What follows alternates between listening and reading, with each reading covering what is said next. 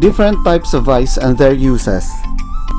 Engineer's vise, or informally known as bench vise, is an essential and integral tool used in metalworking, woodworking, and some other manufacturing applications. It is mounted on workbenches and its main function is to hold the workpiece safely and securely, and it is made of cast iron or cast steel. Machine vise, a mechanical device designed to hold workpieces still during machining operations, can function as manual components or as a machining device. Many typical manufacturing facilities using machine vise for applications that have tight tolerances and required high precision.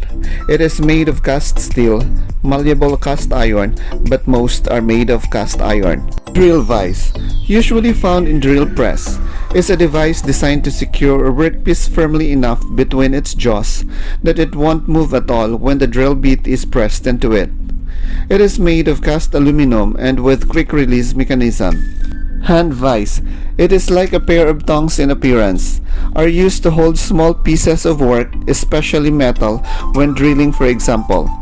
It allows the user to keep their hands out of the way and eliminates the risk of burning their hands to hold small objects in need of grinding or sanding. Toolmaker vise, or spelled vise, a device consisting of two parallel jaws for holding a workpiece. One of the jaw is fixed and the other movable by a screw, a lever, or a cam.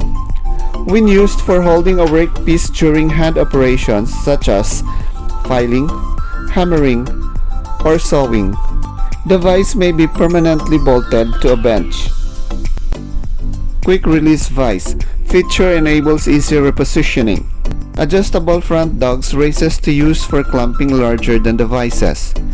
This vise has a toe-in feature so that when fully closed, the jaws meet at the top to provide even clamping on the whole depth of the workpiece.